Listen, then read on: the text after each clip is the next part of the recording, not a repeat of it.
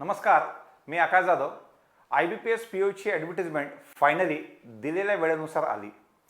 मला असं वाटतं खुशखबरी इथंच थांबते, ह्याच्या पुढे नाही.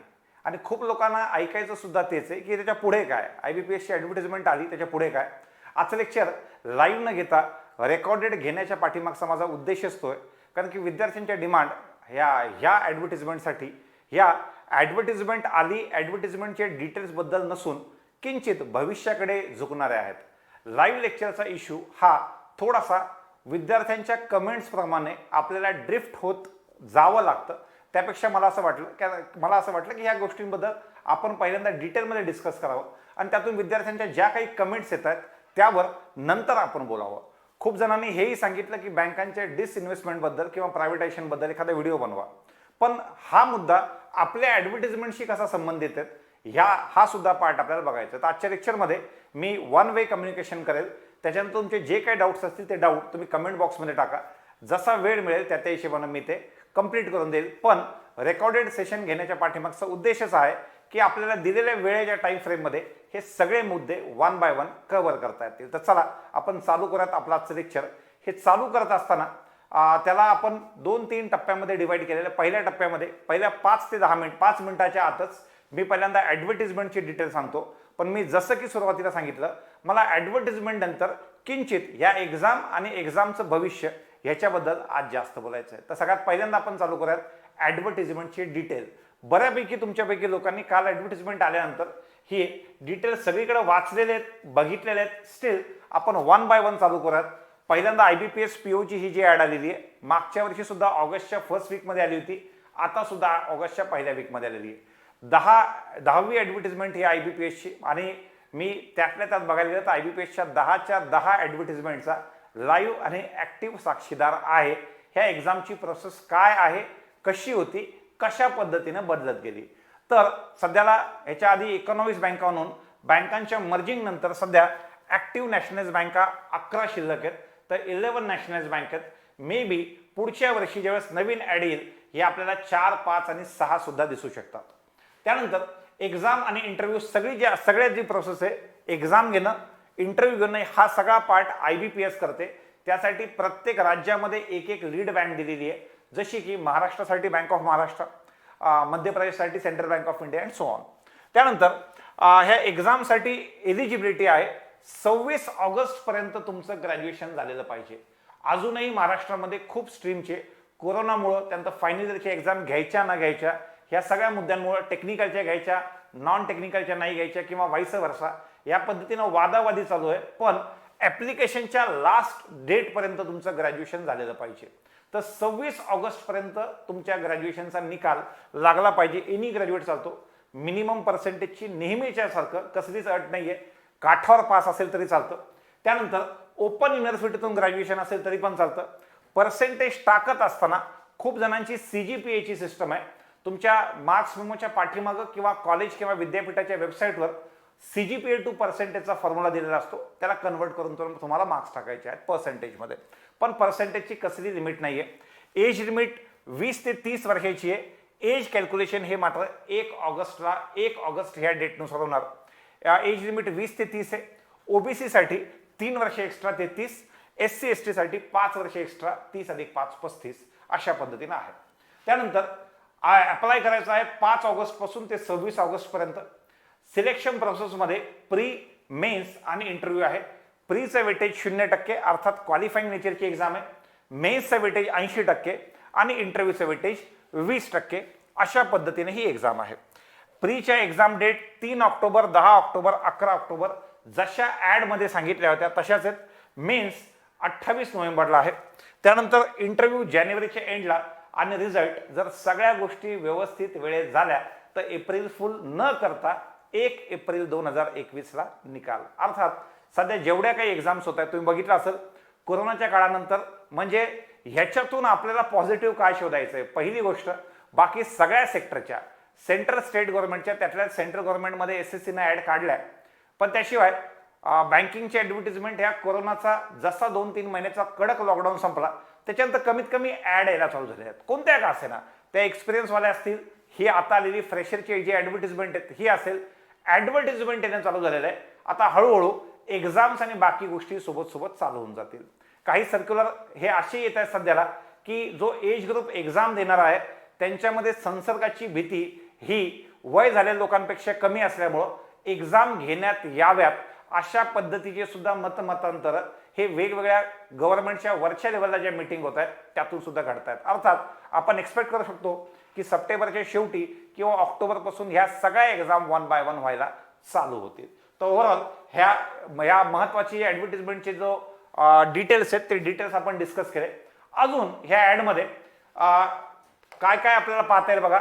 ॲप्लिकेशनसाठी वेबसाईट ibps.in आहे.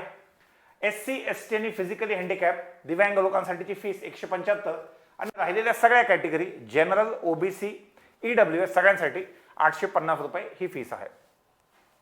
सॅलरी ही मागच्या याच्यापर्यंत 45,000 पर्यंत 45,000च्या आसपास ग्रोथ पडायची, पण आत्ताच 2-1 आठवड्या आधी नवीन जे बायपार्टेट ॲग्रीमेंट आहे, सेटलमेंट आहे BPS ते झालेलं असल्यामुळं आता आपण 50 ते 55च्या मध्ये बँक टू बँक तुमचे पर्क्स डिफर करतील, पण एवढी ग्रॉस पगार जी आहे मंथली बेसिसवरती आहे. प्रमोशन जे आहेत हे पुन्हा बँक टू बँक डिफर करेल, पण बँकांमधलं प्रमोशन हे कोणत्याही स्टेट आणि सेंट्रल गव्हर्नमेंटपेक्षा फास्ट होतं. त्यामुळे बिटवीन 3 to 5 इयर्स याच्यामध्ये एक प्रमोशन ह्या पद्धतीने. तर बँकांचं प्रमोशन त्या मानानं फास्ट आहे. बँकेतला POचा जो जॉब आहे हा उद्या चालून एक पोस्टवर जात जात त्या बँकेचा CMD बनू शकतो. अर्थात त्या बँकेचा हेड जो आहे तो PO मध्ये बनण्याची ताकद आहे. इनफॅक्ट जेवढ्या काही नॅशनलाइज बँक आहेत ह्या नॅशनलाइज बँकांचे CMD जर तुम्ही बघितले आणि त्यांची विकिपीडिया माहिती काढली तर तुम्हाला बहुतेक बँकांचे सगळे CMD हे यांची joining as a probationary officer म्हणून झालेली तुम्हाला दिसेल. अर्थात त्या बँकेच्या एंट्री लेवल ऑफिसर पासून ते त्या बँकेचा हेड होऊ शकणारी मला असं वाटतं ही वेगवेगळ्या फील्डमध्ये एकमेव पोस्ट असावी. त्या पाठीमागचं कारण तुम्ही स्टेट गव्हर्नमेंटमध्ये एखाद्या रिक्रुटमेंटला अप्लाय करताय तो त्याच्या सेक्रेटरी लेवलपर्यंत जाऊ शकतो, वरती मंत्री आहेच. सेंट्रल गव्हर्नमेंटमध्ये सुद्धा तेच की त्याच्या डिपार्टमेंटच्या सेक्रेटरी लेवलपर्यंत जाऊ शकतो, पुन्हा वरती त्या ठिकाणी मिनिस्टर्स आहेत. तर त्या डिपार्टमेंटचा एंट्री लेवल ऑफिसर पासून तर त्या बँकेचा हेड होण्यापर्यंतची जी प्रमोशनची सिस्टम आहे ती बँकांमध्ये आहे. आता त्यानंतर प्रमोशन नंतर बँकेचे जे प्रेफरन्स आहेत ते कसे द्यायचे त्याच्याबद्दल मी पुढे चालून पण बोलेल, पण सगळ्यात महत्त्वाचं एक लक्षात घ्या. सध्या मी बोलत असताना तुम्हाला वेस्टर्न इंडिया आणि त्यातल्या त्यात महाराष्ट्राच्या हिशेबानं सांगेल. तुम्ही वेगवेगळ्या व्हिडिओमधून तुमच्या हातामध्ये वेगवेगळी यादी सुद्धा येईल की माझ्या यादीनुसार ही प्रेफरन्स लिस्ट पाहिजे, माझ्या यादीनुसार ही पाहिजे. तो व्यक्ती भारताच्या कोणत्या कानाकोपऱ्यातून आहे आणि तो त्याला त्याच्या नजरेतून पाहतोय. सध्या महाराष्ट्राच्या हिशेबानं बघायला गेलं तर 2-3 वेगवेगळे मुद्दे, वेगवेगळे पॅरामीटर जे मी लावलेले आहेत त्या पॅरामीटर्समध्ये सगळ्यात पहिला आहे ॲज पर प्रपोज्ड प्रायव्हेटायझेशन किंवा डिसइन्व्हेस्टमेंट. हा सगळ्यात महत्त्वाचा मुद्दा. त्याच्यानंतर प्रमोशन पॉलिसी, त्याच्यानंतर रिजन स्पेसिफिक, ह्या रिजनला तुम्हाला थांबता आलं पाहिजे. या पद्धतीने वेगवेगळे मुद्दे आपण कन्सिडर केल्यानंतर आणि मागच्या 1-2 महिन्यामध्ये बँकांच्या डिसइन्व्हेस्टमेंट किंवा प्रायव्हेटायझेशनच्या ज्या चर्चा चालू आहेत त्या पाहिल्यानंतर लोकांचं किंवा मुलांचं सध्याला म्हणणं असं आहे की भारताच्या कोणत्याही कानाकोपऱ्यात टाका पण सध्या गव्हर्नमेंट राहू द्या. हे सगळं पाहता एक यादी मी बनवलेली आहे, एक तुमची प्रेफरन्स लिस्ट बनवलेली आहे की तुम्ही बँकांचे प्रेफरन्स ह्या पद्धतीने टाकले पाहिजे. हे का हे मी खूप डिटेलमध्ये नाही सांगणार, कारण की त्या पाठीमागं खूप वाचून झाल्यानंतर त्याच्यावर बऱ्यापैकी अभ्यास केल्यानंतर हे टाकलेलं आहे. आता यामध्ये पहिल्यांदा बघा बँक ऑफ बडोदा आणि पंजाब नॅशनल बँक. सध्याला ह्या 2 बँका ज्या आहेत ह्या आपण जसं कोरोनामध्ये झोन होते, green zone, orange zone, red zone, त्या पद्धतीने सध्या प्रायव्हेटायझेशन किंवा डिसइन्व्हेस्टमेंटच्या लिस्टमध्ये बँक ऑफ बडोदा आणि पंजाब नॅशनल बँक ह्या ग्रीन झोनमध्ये येत आहेत. त्यामुळं त्या मी अलीकडे घेतल्या. त्यातल्या पहिल्यांदा बँक ऑफ बडोदाला देण्याच्या पाठीमागचं वेस्टर्न इंडिया म्हणजे आपल्या महाराष्ट्राच्या एरियामध्ये नंबर ऑफ ब्रांचेस आणि नेटवर्क जे आहेत ते बँक ऑफ बडोदाचं खूप चांगलं आहे. पुढे 3 नंबरला आपण कॅनरा, युनियन आणि इंडियन घेतल्या. त्या पाठीमागचं रिझन एक हेही बघा की ज्यावेळेस गव्हर्नमेंट असं म्हणते की आम्हाला 4 किंवा 5 बँका ठेवायच्या आहेत तर त्या पाठीमागचा एक उद्देश स्पष्ट दिसतो.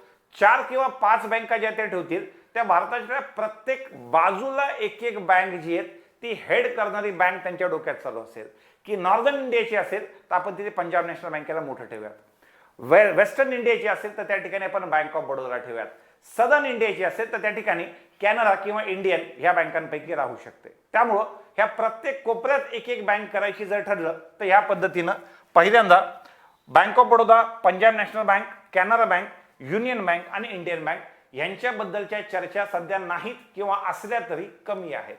तर ह्या बँका वरती आल्या पाहिजेत. त्या खालोखाल सेंट्रल बँक ऑफ इंडिया, त्या यादीमध्ये सध्याला बँक ऑफ इंडियाचं नाव आलेलं, bank of India, Indian overseas bank इथंपर्यंत नाही, पण सध्याला सगळ्यात जास्त वादळ जे ते प्रायव्हेटायझेशनचं सध्याला चालू आहे bank of Maharashtra, Punjab Sind bank आणि युको बँक. तर ह्या सिक्वेन्सनं तुम्ही जावं असं मला वाटतं. यामध्ये सध्याला ह्या घडीला तुम्ही कुठं पोस्टिंग मिळते हे पाहण्यापेक्षा खूप लोक ह्या एक्झाम देण्याच्या पाठीमागचं महत्वाचं कारण आहे त्यांना जॉब सिक्युरिटी. तर त्या हिशोबाने बघायला गेलं तर ह्या वर्षीसाठी आपला हा सिक्वेन्स असला पाहिजे. ह्या पद्धतीने तुम्ही अप्लाय केलं पाहिजे. आता यामध्ये पुन्हा एकदा नीती आयोगाकडून उत्तर येताना वेगवेगळे उत्तर येतात. तुम्ही सगळ्यांनी बघितलं असेल आरटीआयचा रिप्लाय देताना नीती आयोगाने सांगितलं होतं की आमच्याकडे बँक ऑफ महाराष्ट्र किंवा बाकी बँकांच्या कोणत्याही प्रायव्हेटायझेशनचा प्रस्ताव जो आहे तो विचाराधीन नाही. हे होतं आरटीआयचं उत्तर. आणि त्याच्या 2-3 दिवसानंतर पुन्हा सीएनबीसीवर न्यूज आली की पुन्हा प्रायव्हेटायझेशन बद्दल हो नाही कसलाच क्लिअर स्टँड गव्हर्नमेंटनं, फायनान्स मिनिस्ट्रीनं किंवा फायनान्स सेक्रेटरीनं सुद्धा समोर येऊन दिलेला नाहीये. त्यामुळे तेव्हापर्यंत हे वातावरण खालीवरच राहील. पण ते होईल तेव्हा होईल. पण सध्या सेफेस्ट ऑप्शन म्हणून बडोदा, पीएनबी, कॅनरा, युनियन आणि इंडियन बँक ह्या बँका तुम्ही वरच्या लेवलला ठेवाव्यात असं मला वाटतं.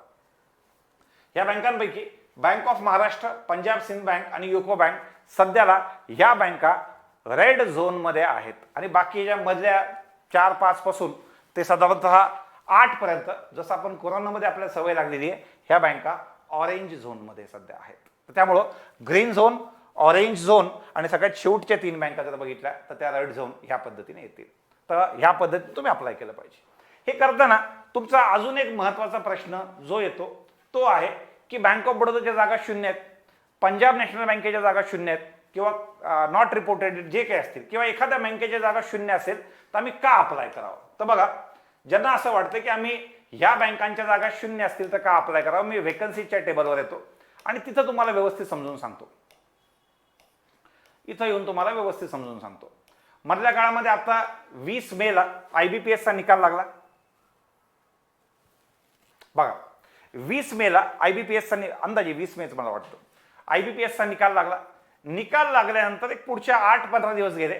नंतर ओव्हरऑल युट्यूबवर शिकवत असल्यामुळे म्हणा किंवा मोबाईल नंबर एक्स्ट्रा स्प्रेड झालेला असल्यामुळं पुण्यातून किंवा नाशिकमधून, नागपूरमधून एखादा कॉल आला आणि त्यांनी मराठीत बोलायला चालू केलं की हॅलो सर, माझं सिलेक्शन झालंय पीओ म्हणून आणि माझं सिलेक्शन युको बँकेत झालंय पीओ म्हणून.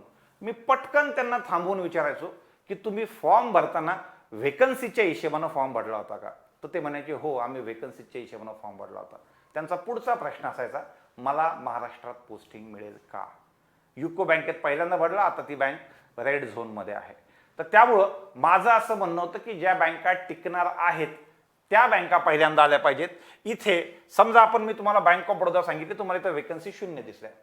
बँक ऑफ महाराष्ट्राच्या केसमध्ये आज नाही, मागच्या 9 वर्षामध्ये मला असं वाटतं की वेकन्सीज अपडेट करण्यामध्ये सगळ्यात शेवटच्या बँकापैकी बँक ऑफ महाराष्ट्राचा नंबर लागतो. त्या पाठीमागचं कारण काय की ज्याही वेळेस मागच्या 9 वर्षात सांगतोय ऍड आली की ऍड आल्यानंतर बँक ऑफ महाराष्ट्राच्या वेकन्सीज आम्हाला नॉट रिपोर्टेड नाही अशाच 0 दिसायच्या. पण ज्या वेळेला 1 एप्रिलला निकाल लागला तर सगळ्यात जास्त आजपर्यंत 9 वर्षात पॉझिटिव्ह सरप्राईज धक्के दिलेले आहेत जे बँक ऑफ महाराष्ट्राने. अचानक त्या ठिकाणी 400-500 पीओ, अचानक त्या ठिकाणी महाराष्ट्रासाठी 500-600 क्लर्क या पद्धतीने जागा नंतर वाढवलेल्या आहेत. त्यामुळं जागा जरी 0 असतील तर तुमचं सगळ्यात महत्वाचं, समजा 5 जण आहेत, all India rank 1, 2, 3, 4, 5, all India rank 1 जो आहे त्यानं समजा बँक ऑफ बडोदा पहिल्या नंबरला टाकलेली आहे आणि तिथे 0 वेकन्सीज आहेत, म्हणजे त्याला बँक मिळणार नाही का. तर असं नसतं. सिस्टम पहिल्यांदा हा जो पहिला व्यक्ती आहे त्याचा पहिला प्रेफरन्स आहे बँक ऑफ बडोदा. चला, तिथं वेकन्सी 0 आहेत, समजा नाही तर दुसऱ्याकडे जात नाही. मग त्याचं दुसरं ऑप्शन कोणतं आहे, त्याचं दुसरं ऑप्शन पंजाब नॅशनल बँक आहे. Punjab national bank not reported आहे, समजा तेही 0 असेल, त्यानंतर ते त्याच्याच तिसऱ्या ऑप्शनकडे जातील. जेव्हापर्यंत ह्या ऑल इंडिया रँक 1ला बँक मिळत नाही तेव्हापर्यंत ते 2 कडे जात नाहीत. हे लक्षात ठेवा. म्हणून विनंती आहे की जी चूक बाकी लोकांनी केलेली तुम्ही करू नका. बँकांच्या हिशेबानं सध्या ज्या बँका टिकण्याचे चान्सेस जास्त आहेत, गव्हर्नमेंट जे सध्या म्हणते की सध्या आम्हाला 4 ते 5 प्रत्येक सेक्टरमध्ये मोठ्या PSEs पब्लिक सेक्टर एंटरप्राइजेस ठेवायच्या आहेत. तुम्ही सुद्धा त्याच पद्धतीने जा आणि सांगितलेले प्रेफरन्स भरा. इथं दिसल्यानंतर बरं, यामध्ये रिपोर्टेड वेकन्सीज ज्या आहेत त्या रिपोर्टेड नॉट रिपोर्टेड वेकन्सीज बघा, त्या बँक ऑफ महाराष्ट्राच्या, कॅनरा बँकेच्या, इंडियन बँकेच्या, पंजाब नॅशनल बँकेच्या आणि त्याच्यानंतर युनियन बँक ऑफ इंडियाच्या आहेत. आता याच्यामध्ये वेकन्सीज वाढतील का, आपण याच्यावर नंतर येऊयात. फक्त मला पहिल्यांदा सांगायचं होतं की अप्लाय करताना वेकन्सीच्या हिशेबानं अप्लाय करणं म्हणजे स्वतःचं डोकं न लावता निव्वळ मूर्खपणा करण्यासारखं आहे. त्यामुळं अप्लाय करताना स्वतःचं डोकं वापरा आणि ह्या पद्धतीने अप्लाय करा. आपण पुन्हा पाठीमागे येऊयात. पाठीमागे बघा, ह्या ठिकाणी हे सांगून झालं. इथून पुढे आता सध्याला फॉर्मला अप्लाय करताना हा वाला पार्ट झाला की आपण आजचं मेन डिस्कशन चालू करू. IBPS.in वेबसाईटवर गेलात की काही महत्त्वाच्या गोष्टी पहिल्यांदा सोबत ठेवलात, जसं की पासपोर्ट साईज फोटोग्राफ स्कॅनमध्ये 20 ते 50 KB मध्ये JPG इमेज, सिग्नेचर 10 ते 20 KB मध्ये, डिक्लरेशन जे आहे 50 ते 100 KB मध्ये, डाव्या हाताचं थंब इम्प्रेशन जे आहेत ते 20 ते 50 KB मध्ये, कास्ट सर्टिफिकेट आता काढून ठेवा, अपलोड करायचं नाहीये पण या काळामध्ये कास्ट सर्टिफिकेट काढून ठेवा. SC ST पुन्हा काढायची आवश्यकता नाही, पण OBC आणि EWS जर जुनं सर्टिफिकेट तुमचं जुनं जे सर्टिफिकेट आहे ते तुम्हाला समजा 12 होत असेल, सप्टेंबरमध्ये संपत असेल त्याची डेट वगैरे, तर लगेच रिन्यू करून घ्या, त्याचं बेनिफिट जास्त होऊन जाईल तुम्हाला. त्यामुळं OBC आणि EWS आता सर्टिफिकेट काढून ठेवा. जरी तुम्हाला इथं लागत नसेल ते सर्टिफिकेट आता तुमच्याकडे पाहिजे. ठीक आहे. मराठा कॅन्डिडेट जे त्यांनी हा फॉर्म भरताना तुम्हाला SCBCचं सर्टिफिकेट लागणार नाही, तुम्हाला EWSचं सर्टिफिकेट लागेल. तर तुम्हाला सेंट्रलचं EWSचं सर्टिफिकेट लागेल. आपलं जे खाली बाजूला टेलिग्रामचं चॅनल दिलेलं आहे त्याच्यामध्ये एक 7-8 दिवस आधी पाठीमागे मी जे लेक्चर घेतलं होतं त्यामध्ये EWSच्या सेंट्रलचा फॉर्मॅट दिलेला होता. त्यानंतर एज्युकेशनल क्वालिफिकेशन टाकताना थोडंसं व्यवस्थित टाका. मार्क्स टाकत असताना सगळ्या वर्षांच्या मार्कांचं ॲव्हरेज टाकायचं आहे. त्याच्यानंतर डेट ऑफ बर्थ टाकताना चुकवायची नाही. नाव टाकत असताना आधार कार्डवर जसं नाव आहे सध्या तसंच टाका. नावामध्ये मिसमॅच असेल तर 10वीच्या सर्टिफिकेटवर न टाकता आधार कार्डवरचं टाका, कारण की प्री आणि मेन्सला आधार कार्डवरच तुम्हाला एंट्री मिळणार आहे. नंतर जे काही चेंजेस करायचे इंटरव्ह्यूच्या वेळेस त्यावेळेला तिथे एक ॲफिडेव्हिट नेता येतं. तर 10वी-12वीच्या सर्टिफिकेटवरचं नाव जसंच्या तसं कॉपी न करता आधार कार्डवरचं नाव टाकायचं. खूप वेळेस मुली ज्या आहेत ह्या लग्नानंतर सासरकडच्याचं नाव लावतात, पण त्यावेळेला त्याची गॅझेट कॉपी तुम्हाला लागेल किंवा मॅरेज सर्टिफिकेटचा पार्ट लागेल. त्यापेक्षा सगळ्यात सोपं, मुलगा असो किंवा मुलगी, मॅरिड असो किंवा नॉन मॅरिड, जे नाव जसं नाव आधार कार्डवर आहे सध्या त्या पद्धतीने अप्लाय करा. प्री मेन्स होऊ द्या. जे काही चेंजेस करायचे ते इंटरव्ह्यूच्या वेळेस नंतर करता येतील किंवा ॲफिडेव्हिट नेता येईल. त्यामुळं आधार कार्डच्या हिशोबाने तुम्हाला नाव टाकायचं आहे. पत्ता वगैरे असा टाका ज्या गावात तुम्हाला प्लेस ऑफ पोस्टिंग एक्सपेक्टेड आहे. म्हणजे तुम्ही जरी राहायला बुलढाण्याला आहेत पण तुम्हाला पुण्यामध्ये पोस्टिंग पाहिजे, प्रयत्न करा की पुण्याच्या एखाद्या नातेवाईकाचा पत्ता आताच टाकून द्यायचा. तर त्या हिशोबाने त्याचा बेनिफिट पुढे त्या बँकेचं जो झोन आहे तो झोन निवडताना होतो. त्यामुळं तसा बेनिफिट होण्यासाठी तुम्हाला जी प्लेस ऑफ पोस्टिंग पाहिजे तो तुमचा करस्पॉन्डन्स आणि परमनंट ॲड्रेस असू द्या, कारण की एनएओ ॲड्रेसवर काहीच येत नाही, सगळ्या गोष्टी मेलवर येतात. सिलेक्शन होईपर्यंत सगळ्या गोष्टी मेल होत येतात. म्हणून जे शहर तुम्हाला प्लेस ऑफ पोस्टिंग पाहिजे ते मिळतच असं नाही, पण झोन तरी तो मिळून जातो, तो झोन मिळतो. त्यामुळे जे शहर तुम्हाला प्लेस ऑफ पोस्टिंग म्हणून पाहिजे त्या शहराचा पत्ता तुम्ही टाकून द्या. आसपासचा झोन, त्याच्या आसपास तुम्हाला पोस्टिंग मिळण्याचे चान्सेस जास्त आहेत. हा एक महत्वाचा पार्ट होता. चला आपण अजून पुढे जाऊ. आता आपण मी ऍड बद्दल बऱ्यापैकी मला असं वाटतं पहिले 20 मिनिटामध्ये बोललो, त्यामध्ये काही महत्वाची माहिती आली. खरी माहिती आता आपल्याला पुढे डिस्कस करायची आहे. तर वन बाय वन एक पॉइंट घेतो आणि मला असं वाटतं बऱ्यापैकी तुमचे 99% डाऊट्स जे आहेत हे यातून क्लिअर होतील. पहिला मुद्दा की व्हॉट इफ डिसइन्व्हेस्टमेंट किंवा प्रायव्हेटायझेशन हॅपन, जर हे झालं तर आम्ही काय करावं. सगळ्यात महत्वाचं, अजूनही एज आणि बाकी सगळ्या गोष्टी तुमच्या हातामध्ये.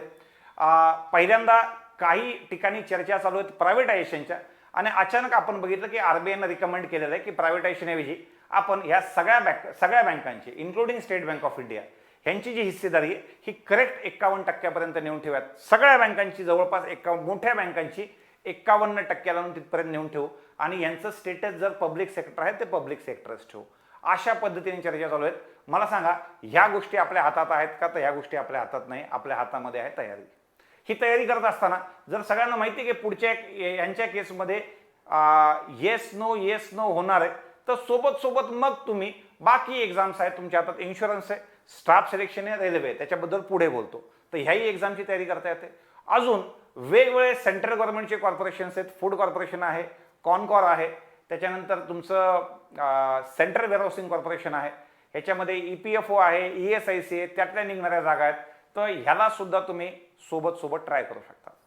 समजा मी त्या बँकेत लागलेलो आहे आणि त्याचं नाव प्रायव्हेटायझेशनच्या यादीमध्ये आहे, तर मला भीती वाटते असं काही लोक म्हणतात. मला सांगा, प्रायव्हेटायझेशन झालं म्हणजे उद्याच्या उद्या तुम्हाला ब्रँचमधून काढून तुमच्या गळ्यामध्ये एक बॅग लटकवतील आणि तुम्हाला मार्केटमध्ये फिरवतील असं तुम्हाला वाटतं का? तर यातली अचानक एका दिवसामध्ये हे कल्चर बदलत नसतं. हळूहळू तुम्ही ॲक्सिस बँकेच्या केसमध्ये बघा, त्यांना पूर्ण कल्चर बदलायला UTI बँकेपासून जे आजची तुम्हाला ॲक्सिस बँक दिसते तिथपर्यंत येण्यासाठी जवळपास 2 डेकेड म्हणजे जवळपास 15 ते 20 वर्षाचा वेळ दिला झाला आणि त्याच्यामध्ये तुम्हाला ही बँक बदललेली दिसली.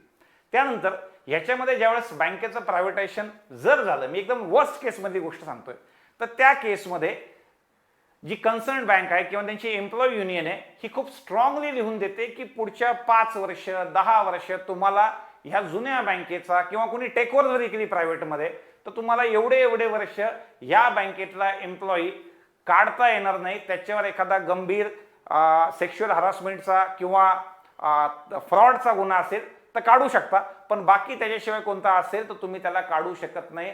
हे असे सुद्धा निर्देश जे त्यांच्या केसमध्ये असतात. तर त्यामुळं अचानक उद्या प्रायव्हेटाईज झाली तर माझ्या आयुष्यामध्ये अचानक एखाद्या प्रायव्हेट बँकर सारखं मला ताण असेल का? तर ते एका दिवसात नाही होत, त्याला बऱ्यापैकी वेळ जो आहे तो जाऊ द्यावा लागतो. तर त्यामुळं एक तर पहिला मुद्दा तो समजून घ्या की प्रायव्हेटाईज झाली की अचानक 2 दिवसामध्ये तुमचं आयुष्य बदलत नाही. बँकेचं पूर्ण कल्चर बदलायला बऱ्यापैकी काही वर्ष द्यावे लागतात. तर हा पहिला मुद्दा होता. तर हे झालं तर कसं किंवा डिसइन्व्हेस्टमेंट झालं तर कसं? डिसइन्व्हेस्टमेंट झालं तर ते 51% ठेवतील, तिथपर्यंत जास्त धोका नाही.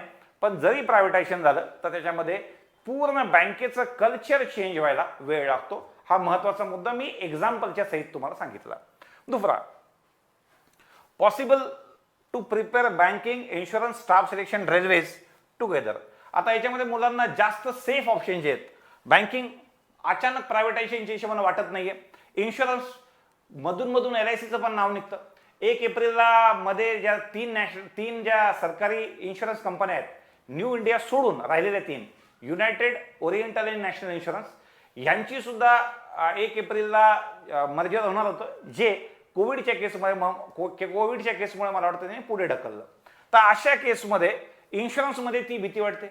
रेल्वेजमध्ये मुलांचं म्हणणं आहे की बऱ्यापैकी रेल्वे जे आहेत गव्हर्नमेंटनं प्रायव्हेटाईज करून दिलेले आहेत. मग अशा वेळेला तुमच्या हातामध्ये स्टाफ सिलेक्शनचं ऑप्शन आहे, हे ऑप्शन आहे. ह्या सगळ्या एक्झामची तयारी सोबत होऊ शकते का? तर होऊ शकते. कुणी केली आहे का? तर हो, मी माझ्या काळात केलेली आहे. कशी केलेली आहे? मी एकाची तयारी नाही केली. मग काय केलं? मी अभ्यास नीट केला. Quant, reasoning, English, GA GK हा एवढा पार्ट केला आणि ते केलं की सिलेक्शन बँकिंगमध्ये झालं, इन्शुरन्समध्ये झालं, स्टाफ सिलेक्शनमध्ये झालं. रेल्वेजमध्ये मी एक्झाम ज्या काळामध्ये दिला त्या काळात एक्झाम कोणती मोठी एक्झाम आलीच नाही, त्यामुळं एक्झाम देण्याचा काही स्कोपच नव्हता. त्यामुळं ह्या प्रत्येक एक्झाम क्रॅक करता येतात जर याचा कॉमन सिलेबस व्यवस्थित अभ्यास केला तर. त्यामुळं खूप मोठी गोष्ट नाही आहे की बँकिंगची एक्झाम क्रॅक करणं आणि SSCची न करणं. 2016 पर्यंत मी सांगताना सांगायचो, 2016 पर्यंत 2016 पर्यंत की SSC अवघड आहे, बँकिंग सोपी आहे, ह्या पद्धतीने मी सांगायचो. 2016 नंतर वेगवेगळ्या एक्झामला स्क्राईब म्हणून गेल्यानंतर मीच सध्या सांगतो की बँकिंगची एक्झाम एकदम जबाबदारीने सांगतोय की बँकिंगची एक्झाम या घडीला तयारी करायला अवघड आहे आणि त्याच्या कंपॅरिझनमध्ये SSCची एक्झाम सोपी आहे. ही वेगवेगळ्या एक्झाम दिल्यानंतर ह्याही काळामध्ये 19 मध्ये आणि 20 मध्ये सुद्धा एक्झाम दिल्यानंतर एकदम जबाबदारीनं बँकिंगचा व्हिडिओ आहे तरीही त्यात सांगतो की सध्या प्रिपरेशनसाठी एक सेट ऑफ व्यवस्थित सिलेबस जो आहे तो SSCच्या केसमध्ये बसतो. त्याच्यामध्ये खूप मोठे चेंजेस नाही आहेत, जेवढे की चेंजेस 2016 नंतर बँकिंगच्या एक्झाममध्ये झाले. ठीक आहे. त्यामुळं फक्त SSCच्या केसमध्ये इश्यू असा झाला की पहिल्यांदा ट्रान्सपरन्सीचा इश्यू होता, पण जसं जानेवारी 2019 नंतर त्याच्या आधी एक मोठं आंदोलन दिल्लीमध्ये झालं होतं आणि त्याच्यानंतर बँक एक्झाम जशी TCS कडे आलेली आहे, तर ह्या कोविडच्या काळामध्ये तुम्ही बघितलं असेल बँकेपेक्षा जास्त प्रॉम्प्ट जे हे SSC होतं.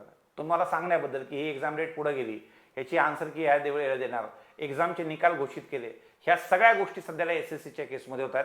त्यामुळं सध्याला SSCची एक्झाम जशी TCS कडे गेलेली आहे तशी जास्त फास्ट झालेली आहे. त्यामुळं तुम्हाला ते ऑप्शन सोबत ट्राय करायला हरकत नाही. तुम्हाला बँकिंगच्या केसमध्ये क्वांट रिझनिंग मेन्समध्ये भयानक अवघड असतं आणि त्या कंपॅरिझनमध्ये इंग्लिश मॉडरेट आणि GA सोपं असतं. SSCच्या केसमध्ये क्वांटवाल्या पार्टमध्ये आपल्या अरिथमॅटिक शिवाय ॲडव्हान्स मॅथ्स असतं. पण रिझनिंग जे ह्या घडीला जर कोणी एखादा मुलगा आत्ता ग्रॅज्युएट व्हिडिओ बघत असेल माझा, तुम्हाला मी एखादा रिझनिंगचा पेपर CGLचा पाठवून देतो. आज तयारी चालू करण्याच्या आधी 25 क्वेश्चन 50 मार्क असतात, एका प्रश्नाला 2 मार्क. तुम्हाला ह्या घडीला त्या 25 पैकी जो फ्रेशर आहे, आत्ता कॉलेज संपलेलं आहे, या एक्झाम बद्दल माहिती नाही, पण कोणीतरी सांगितले की हा व्हिडिओ बघ म्हणून पाहतोय, अशाला सुद्धा 25 पैकी 16-17 मार्क कुठंच नाही गेले. बाकी तयारी करण्याचे मार्क हे 20च्या वर, 25 पैकी 20च्या वरती आणि 25 पैकी 15-16च्या वरती क्वेश्चन अर्थात मार्क जे आहेत ते 30-35च्या वर रिझनिंगमध्ये घेऊ शकतो. एवढं सोपं रिझनिंग जे ते SSCचं आहे. त्यानंतर इंग्लिशवाला पार्ट जो आहे तो टिपिकल ग्रामर ओरिएंटेड आहे. याच्यामध्ये जसं रिडिंग जास्त लागते, कॉम्प्रिहेन्शन जास्त लागतं, तसं तिकडं नाहीये. त्यामुळं अशा पद्धतीनं हा दुसरा ऑप्शन सुद्धा महाराष्ट्रातल्या मुलांनी एक्सरसाइज करायला हरकत नाही. कारण की एक बेसच एवढा मोठा सेंट्रल गव्हर्नमेंटच्या मिनिस्ट्रीचा आहे, 12-14 लाख एम्प्लॉई, आणि डिफेन्स सोबत पकडलं तर 32 ते 34 लाख एम्प्लॉई. Source Wikipedia. त्यामुळे तुम्ही सुद्धा बघू शकता. त्यामुळं एवढे 14-15 लाख एम्प्लॉईज सेंट्रल गव्हर्नमेंटचे, जवळपास तेवढेच एम्प्लॉई रेल्वेचे, आणि सोबत डिफेन्स जर ऍड केलं तर एक मोठा बेस सेंट्रल गव्हर्नमेंटचे जॉब्स आहे. त्याच्यामध्ये रिटायरमेंट जरी पकडली तरी पण दरवर्षी येणाऱ्या लोकांचा, दरवर्षी जे आहेत ते रिटायरमेंट नंतर येणाऱ्या जागांचा आकडा बऱ्यापैकी राहू शकतो. पुढे मला ग्रामीण बँकेला मी अप्लाय केलेला आहे, तर IBPS ग्रामीण PO बघू का IBPS PO बघू? कारण की सर ग्रामीणच्या एक्झाम बद्दल, ग्रामीणच्या याच्याबद्दल त्याच्या प्रायव्हेटायझेशन होण्याचे चान्सेस किती आहेत? आता मागच्या काही दिवसामध्ये एक न्यूज आली होती, त्याच्यानंतर खालचाही मुद्दा सोबत डिस्कस करतो की IBPS ग्रामीण PO पॉसिबिलिटी ऑफ प्रायव्हेटायझेशन अशी काय आहे का?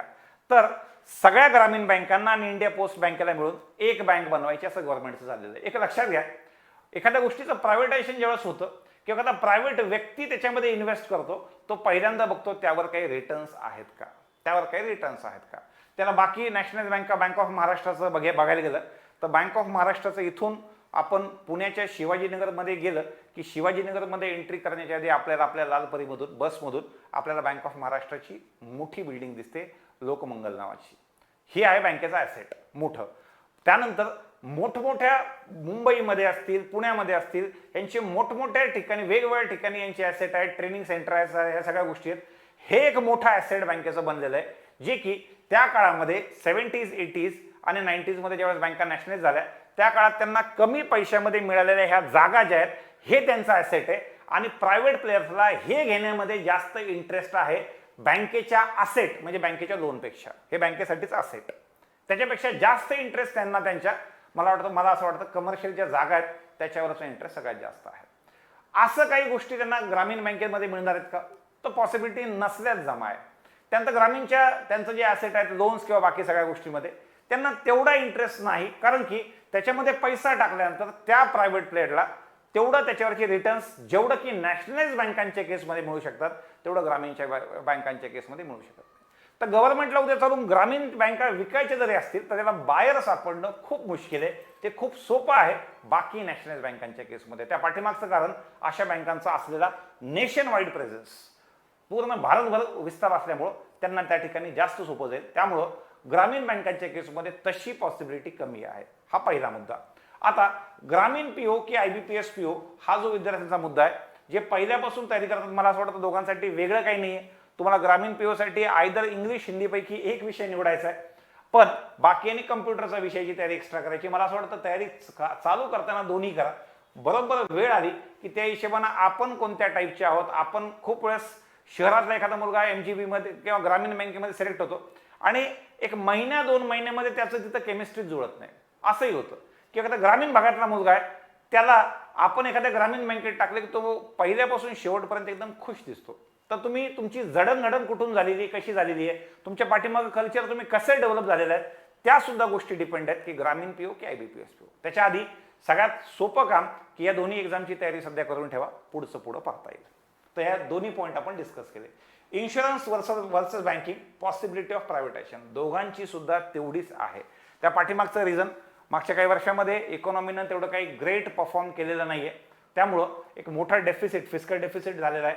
आणि ते फिस्कल डेफिसिट कमी करण्याचं एकमेव माध्यम आहे विका विका आणि विका. त्यामुळं जेवढी पॉसिबिलिटी बँकिंगवर आहे ह्या सगळ्या गोष्टींची, प्रायव्हेटायझेशनची, तेवढीच इन्शुरन्सवर सुद्धा आहे. त्यामुळे LIC असतील किंवा त्याच्या सहित बाकी सगळ्या गोष्टी असतील, ॲटलिस्ट प्रायव्हेटायझेशन नाही, डिसइन्व्हेस्टमेंटचं जवळपास सगळ्यांमध्ये पॉसिबिलिटी तेवढीच आहे. त्यामुळं ह्या दोघांपैकी सध्या सेफ झोनमध्ये जे आहेत हे कुणीच नाही आहेत, दोन्ही सुद्धा तेवढ्याच झोन, दोन्ही सुद्धा त्याच पद्धतीने आहेत. पुढचा मुद्दा जो आहे impact of corona on exam date, ह्या होऊ शकतात, पण तसं बघायला गेलं तर IBPS आपापल्या ठरलेल्या तारखेला वेगवेगळ्या एक्झाम्स डिक्लेअर करते. तर मला असं वाटतं की आता IBPSचं एक मत बनलेलं आहे की होईल ते होईल, जसं होईल तसं होईल. फक्त अक्रॉस इंडिया जर ट्रान्सपोर्टेशन चालू झालं, जे हळूहळू होतंय, मुंबई सुद्धा चालू होतीये, मुंबई सुद्धा सुरू झाली आहे, त्यामुळं ह्या सगळ्या गोष्टी जर वेळेवर सुरू झाल्या तर मला असं वाटतं ठरलेले एक्झाम ज्या त्या डेटला होऊ शकतात त्याचे चान्सेस सध्याला वाटलेत. इनफॅक्ट काल माझं संध्याकाळी 7 वाजता लेक्चर होतं युट्यूबवर. मी लेक्चर चालू असताना अचानक फक्त पहिल्यांदा ग्रामीण बँकेची एक्झाम वेळेवर होऊ शकतं, तयार राहा असं सांगायला, आणि त्याच्या अर्ध्या एक तासानं जवळपास लेक्चर चालू असतानाच नोटिफिकेशन यायला एकच वेळ झाली. त्यामुळं ह्या एक्झाम जे आहेत मला असं वाटतं आता टप्प्याटप्प्याने वेळेवरच होण्याचे चान्सेस जास्त आहेत. तर त्यामुळं खूप कोरोनामुळे पुढे जातील म्हणून आपण अभ्यास करताना थोडासा आराम करावा, असं होऊ देऊ नका. बिलकुल कासव आणि सश्याची जी शर्यत असते आपापल्या पद्धतीने आपलं तयारी जे ते चालू ठेवायची आहे. पुढचा मुद्दा आहे की impact of less vacancies on pre cut off. काहींचं म्हणणं असं असतं सर वेकन्सीजच्या नंतर वाढतील. समजा 1167 जागा आहेत, तर त्या हिशेबानं फक्त एक्झामला प्री पासून मेन्स पर्यंत जर एवढेच लोक घेतले तर कसं. बघा, सगळ्यात महत्वाचं बँकांना सांगून दिलेले की तेव्हापर्यंत वेकन्सीज रिपोर्ट करा. जर त्यांनी नाही केली तर प्री पर्यंत वेकन्सीज रिपोर्ट करणार नाहीत का, तर असं नसतं.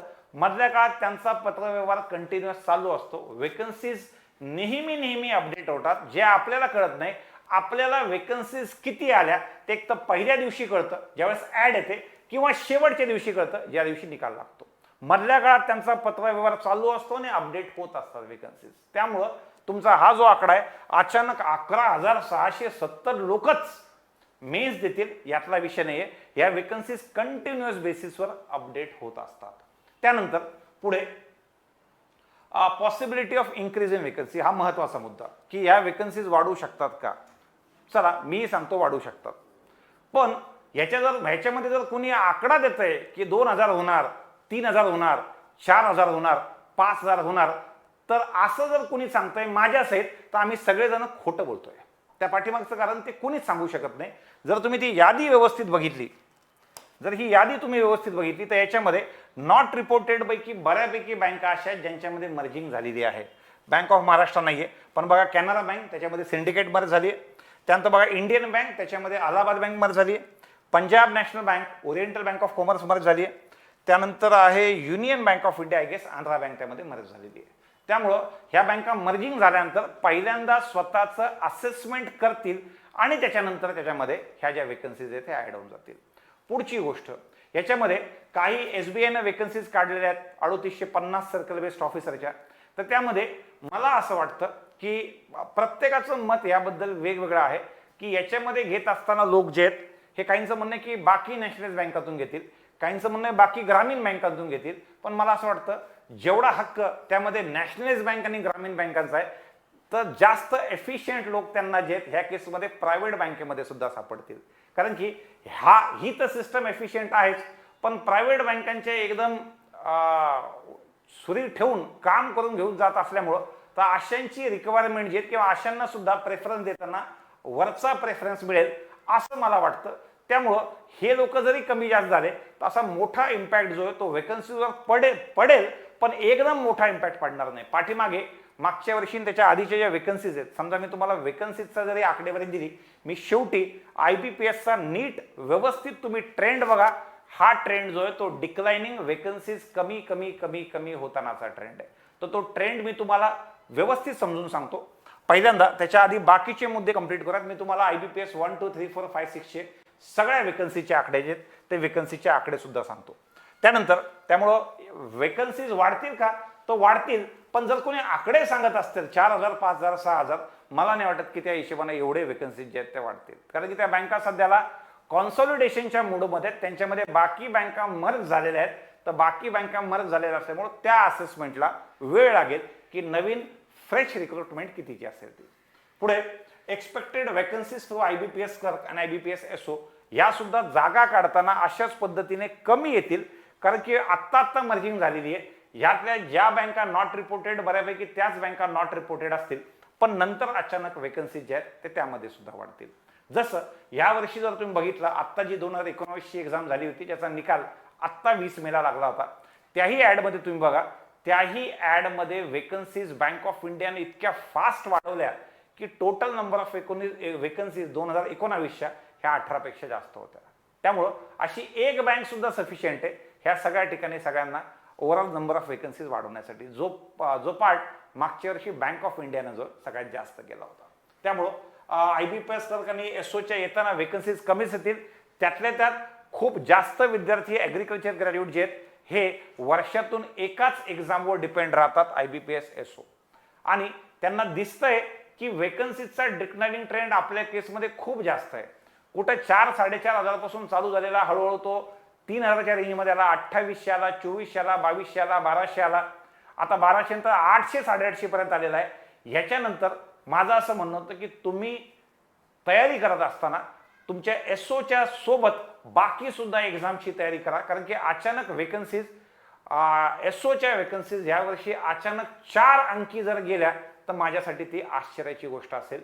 त्या सुद्धा वेकन्सीज यावर्षी 3 अंकी आणि 3 अंकी कुठेही असतील त्या 100 to 999 मध्ये. त्यामुळं माझं असं म्हणणं होतं की ऍटलिस्ट आता तरी तुम्ही बाकी लोकांनी ट्रेंड ओळखा आणि त्या ट्रेंडच्या हिशोबानं बाकी सुद्धा एक्झामच्या तयारीसाठी लागा. तर या पद्धतीने SOचं सांगायचं होतं. बाकी वेकन्सीज बद्दल आपण बोलूयात की हा ट्रेंड एक्झॅक्ट कसा आहे तो मी समजून सांगतो शेवटी. सोबत कट ऑफ जो आहे बघा, तो 2019चे कट ऑफ दिलेत. प्रीचा कट ऑफ 100 पैकी हा general, OBC, EWS, SC ST आणि सेक्शन वाईज कट ऑफ सुद्धा लिहिलेला आहे. तो section wise cut off English, LR आणि क्वांटचा, जनरल आणि EWSचा हा कट ऑफ आहे, SC ST OBCचा हा कट ऑफ आहे. एकदा फक्त बघून घ्या की या पद्धतीनं 100 पैकी तुमचा कट ऑफ आहे. पुढे आपण मेन्सचा जर बघितला तर मेन्समध्ये पुन्हा मेन्स आहे 225ची, 200ची तुमची एक्झाम आणि 25चं डिस्क्रिप्टिव्ह असं पकडून general, OBC, SC ST EWS हे वेगवेगळे कट ऑफ आहेत त्या 225 पैकी. आणि LR आणि कम्प्युटरचा हा सेक्शनल कट ऑफ जनरल आणि EWSचा, SC ST OBCचे हे कट ऑफ आहेत. त्यानंतर ओव्हरऑल कट ऑफ की 80% याला वेटेज देऊन आणि 20% इंटरव्ह्यूला वेटेज देऊन overall cut off general, OBC, EWS, SC आणि STचे 44, 40, 40, 36 आणि 33 हे कट ऑफ आहेत 100 पैकी. ठीक आहे. तर सध्याला कट ऑफवर मी काही खूप जास्त जात नाही. आपल्याला पहिला आपला टार्गेट आहे प्री आणि मेन्स एक्झाम क्लिअर करायचं. त्यानंतर पुढे आपण जर बघितलं की प्रिपरेशन स्ट्रॅटेजीमध्ये व्हिडिओची लेंथ खूप जास्त वाढू नये म्हणून सध्या मी फक्त एक पॉईंट समराईज करतो, पण नंतर सांगत असताना मी यामध्ये बाकी सुद्धा मुद्दे तुमच्याशी डिस्कस करेन. तर पहिल्यांदा डिफिकल्टी लेवल जी आहे ती क्वांट आणि LRची खूप हाय असते 2016 नंतर. इंग्लिशची मॉडरेट असते आणि इझी जो आहे तो GAचा पार्ट आहे. मागे आतापर्यंत 14-15 पर्यंत मी स्वतःची एक्झाम दिल्या होत्या. आता सध्याला स्क्राईब म्हणून का होईना तो पेपर पाहण्याचं जे ते संधी मिळते, तर त्या हिशोबानं क्वांट आणि LR मध्ये तुम्हाला एक चांगला स्कोप असतो तुमच्या आणि तुमच्या कॉम्पिटिटरच्या मार्कांमध्ये डिफरन्स क्रिएट करण्याचा. GAच्या पार्टमध्ये खूप चांगला GA आहे, तो 40 पैकी 30, 32, 35ला असतो. खूप वीक आहे तो सुद्धा शेवटच्या काही दिवसाच्या प्रिपरेशनवर सहज त्याला सुद्धा 25, 27, 28, 30 पर्यंत पोहोचता येतं. त्यामुळं चांगला डिफरन्स तुम्हाला क्रिएट करता येतो क्वांट आणि LRच्या केसमध्ये. एक्झामची डिफिकल्टी लेवल मेन्सची डिफिकल्ट, कारण की 200 पैकी 70चा कट ऑफ लागतोय आणि प्रीचा 100 पैकी 60चा कट ऑफ लागतोय. तर मेन्सची डिफिकल्टी लेवल जेन्युइनली डिफिकल्ट आहे. त्यामुळे पहिल्यांदा कंप्लीट टॉपिक वाईज सिलेबस पहिल्यांदा कंप्लीट करायचा की 100% सिलेबस कंप्लीट केला की हळूहळू मॉक एक्झाम जे आहेत त्या सोबत चालू करायच्या. सिलेबस कंप्लीट होत असताना टॉपिक वाईज टेस्ट तुम्ही दिल्या पाहिजे, जे टॉपिक कंप्लीट होत आहेत, किंवा सेक्शन वाईज दिल्या पाहिजेत. पण नंतर तुम्ही कंप्लीट सिलेबस एकदा तुमचा झाला की त्यानंतर मॉक एक्झामच्या पाठीमागे लागला पाहिजे. खूप जण मेन्सची मॉक जी आहेत ती डेली एक देतात. मला असं वाटतं सध्याच्या मेन्स आणि ओव्हरऑल पॅटर्न पाहता एक दिवस मेन्स दिली की त्याच्या पुढच्या 2 दिवसामध्ये अनालिसिस केलं पाहिजे. तर 3 दिवसातून एक मेन्स किंवा आठवड्यातून 2 किंवा डोक्यावरून पाणी गेलं 3 मेन्सच्या वर मेन्स द्यायला नको, जे लोक खूप दिवसापासून आधीपासून तयारी करतात. की आठवड्यातून 2 किंवा 3 त्याच्यावरती मेन्स नको, कारण की जेवढं महत्त्वाचं मेन्स आहे त्याच्यापेक्षा जास्त महत्त्वाचं त्याचं अनालिसिस आहे. हा जसा की क्वांटचा पेपर पाहिल्यानंतर ह्या वर्षीचा मला असं वाटतं जर पेपर पहिल्यापासून माहिती आहे आणि मी आधी मुलांना सांगितलं की समजा तुम्ही काय करायचं, पहिल्यांदा प्रॉफिट लॉसचा DI सोडा, तो सोपा आहे. मी त्यांना जर सिक्वेन्स दिली आणि मग ते एक्झाममध्ये गेले तर त्या मुलांचा अटेम्प्ट जो 8 आणि 10चा असतो 35 पैकी, तो अटेम्प्ट 25 आणि 30चा होईल. पण मुलांना ॲक्च्युअलमध्ये क्वेश्चन कोणता सोपा कोणता अवघड ह्याच्याबद्दलचा अनालिसिसला वेळ लागतो. त्यामुळे त्यांचा अटेम्प्ट तिथे येत असताना सुद्धा 35 पैकी 8, 10, 12 त्याच्यावरती जात नाही. हा मी क्वांटबद्दल सांगतोय. सेम रिझनिंगबद्दल सुद्धा तेच. त्याच्यानंतर डिस्क्रिप्टिव्हची तयारी खूप लोक आता सोडतात आणि शेवटच्या 5-6 दिवसात धातुमत्व करतात. तो सुद्धा 25 मार्काचा पार्ट आहे. त्यामुळे आतापासून थोडं बहुत का होईना डिस्क्रिप्टिव्हची तयारी तुम्हाला करायची आहे. त्यानंतर चांगली लीड तुम्हाला प्रीमध्ये असलेली चांगली लीड तुम्हाला मेन्समध्ये असलेली चांगली लीड इंटरव्ह्यूवरचं तुमचं प्रेशर कमी करतं. मी माझ्या काळातली माझी स्ट्रॅटेजी तीच होती की कट ऑफ काही लागो, आपला 30-35 मार्काची लीड, 25-30 मार्काची लीड, त्यावेळेला मार्क जास्त पडायचे त्यामुळे 50-50 पर्यंतची लीड असायची. पण सध्या पेपरची डिफिकल्टी लेवल जास्त झाल्यापासून 15, 20, 25, 30 मार्काची लीड जी आहेत हे कधी तुमचं प्रेशर ईज करते तुमच्या इंटरव्ह्यूवरचं. त्यामुळे इंटरव्ह्यूमध्ये कॉन्फिडन्स पण आपला वेगळाच असतो. जर एकदम काठावर आपण असतो की लीडच कमी मार्काची, 10 मार्काची लीड आहे, 12 मार्काची लीड आहे, अशा वेळेला तो इंटरव्ह्यू सुद्धा होईल का नाही ह्या प्रेशरमध्ये आपण इंटरव्ह्यूमध्ये येतो. त्यामुळं त्या पद्धतीनं चांगली लीड तुम्हाला आवश्यक आहे एक्झाममध्ये. अजून यामध्ये मला सांगायचं तुम्हाला राहिलेलं आहे एकदम एंड करत असताना, यामध्ये सांगायचं राहिलेलं आहे एक्झामचा पॅटर्न जो आहे तो नवीन पोरांना असं म्हणतील की तो पार्ट तुम्ही घेतला नाही, तर एक्झामचा पॅटर्न सुद्धा मी इथे 1-2 मिनिटांमध्ये सांगतो आणि पुढे जातो. बघा, हा आहे एक्झामचा पॅटर्न. प्रीमध्ये इंग्लिश, क्वांट आणि reasoning 30 question 30 mark, 35 question 35 mark, 35 question 35 mark, अर्थात 100 क्वेश्चन 100 मार्काचा. 20-20 मिनिटाचे 3 सेक्शन आहेत. इंग्लिश हे फक्त इंग्लिशमध्ये राहील, क्वांट आणि रिझनिंग इंग्लिश आणि हिंदीमध्ये राहतील. सेक्शनल कट ऑफ आहे, नेगेटिव्ह मार्किंग 25% आहे. मेन्सचा हा पॅटर्न आहे. Reasoning 45 question 60 marks, general awareness 40 question 40 marks, English 35 question 40 marks, DI 35 question 60 marks. अशा पद्धतीनं 155 क्वेश्चन 200 मार्क झाले की लगेच तुमचं हे झालं की इंग्लिशमध्ये लेटर आणि एसेचे 1-1 क्वेश्चन 25 मार्काला येतात. आणि अशा पद्धतीने तुमची एक 3-3.5 तासाची जी ही मोठी एक्झाम होते. एक्झाममध्ये सध्याला फॉर्म भरताना एकच चेंजेस सगळ्यात केलेले आहेत की सध्याला कोविडच्या वेगवेगळ्या सूचना दिलेल्या आहेत. मास्क पाहिजे, वॉटर बॉटल सोबत ठेवू शकतात. त्यानंतर रफ शीट जी आहे ती एकदाच तुम्हाला देण्यात तिथे ठेवलेली असेल, तीच रफ शीट तुम्हाला वापरावं लागेल. 4-5 कागद ठेवून देतील वाटतं, सो दॅट मॅन्युअल कॉन्टॅक्ट व्हायला नको. त्यामुळं त्यानंतर मे बी थंब इम्प्रेशन घेणार नाहीत. असे काही छोटे मोठे चेंजेस जे आहेत हे एक्झाममध्ये होऊ शकतात आणि आहेत ते नोटिफिकेशनमध्ये दिले. ते सध्या तेवढे महत्त्वाचे नाहीत.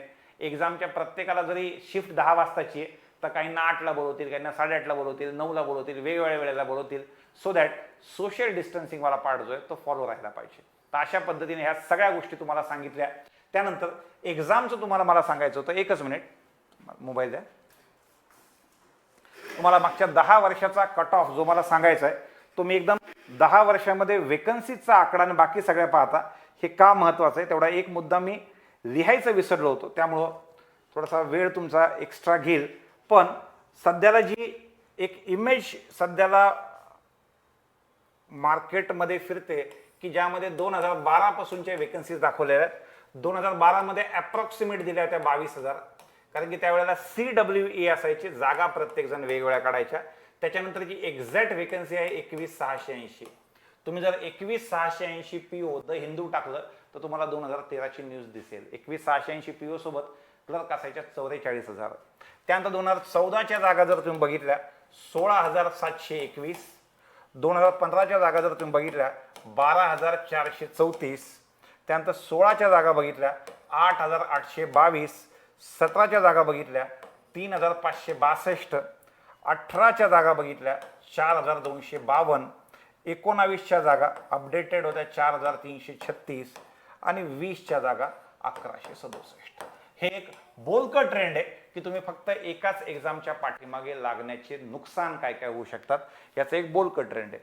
सर ही जी व्हॉट्सॲप इमेज आहे तर ही मे बी व्हॉट्सॲप युनिव्हर्सिटीमधून पण येऊ शकते असं काहींचं म्हणणं असेल.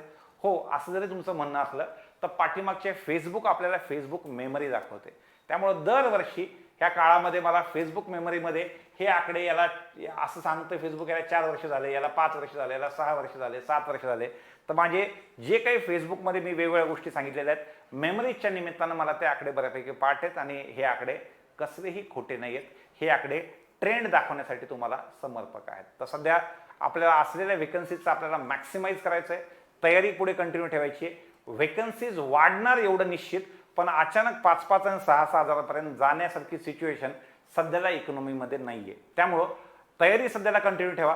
आजच्या लेक्चरमधून मला तुम्हाला ना ऑप्टिमिस्टिक बनवायचं होतं ना पेसिमिस्टिक बनवायचं होतं, मला तुम्हाला रिअलिस्टिक बनवायचं होतं की सध्याला ही सिच्युएशन आहे आणि ही सिच्युएशन ॲक्सेप्ट करत आपल्याला स्वतःमध्ये काय काय चेंजेस करायचे सो दॅट आपल्याला ह्या नवीन गोष्टी ज्या आहेत ह्या टॅकल करता आल्या पाहिजे. त्यामुळं सध्याला ह्या गोष्टी बघा, हा ट्रेंड ओळखा आणि हा ट्रेंड ओळखून पुढे जा.